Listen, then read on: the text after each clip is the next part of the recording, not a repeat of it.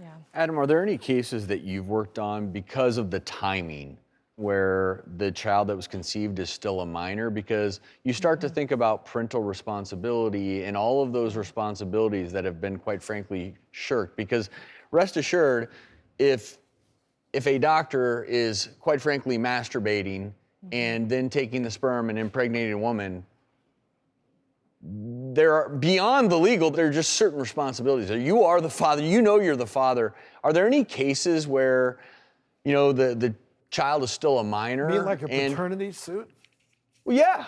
You know, in all of these cases that I've had, the children have been no younger than 33 years old. And what may be is about 30 years ago, maybe doctors started to see what was on the horizon regarding genetic testing and stopped doing this. I don't know the answer to that.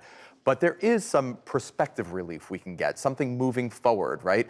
It's not just about the accountability that I think Jody so aptly discussed, but it's also about getting the medical records from the doctor who did this. A lot of my clients say, listen, I know half of my medical history. I have for my entire life been going to the doctor giving the wrong medical history. I need to know what my real medical history is. I want my kids to know what their medical history is. And I think there's another important point here. I tell all of my clients, money is never going to make this right. Our lawsuit is never going to put you back in the position that you should have been before. But there needs to be accountability here so that the physicians who are doing this know that this is not acceptable, so the public knows that this is not acceptable. And through, you know, the heroic efforts of people like Eve, right, coming out, telling their story, hopefully we get to a point where this doesn't happen again.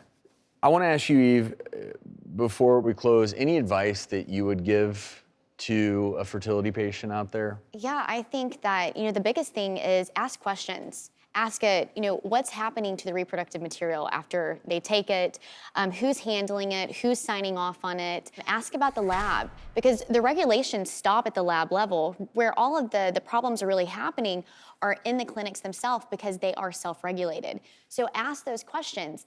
And guys, this is a $5.4 billion industry, billion with a B, that is essentially self-regulated and is referred to as a wild, wild west. So check out your doctor. If you don't have a good feeling about them, then go somewhere else, because this is really expensive. There needs to be measurable accountability with this. This is not okay. You're creating human lives.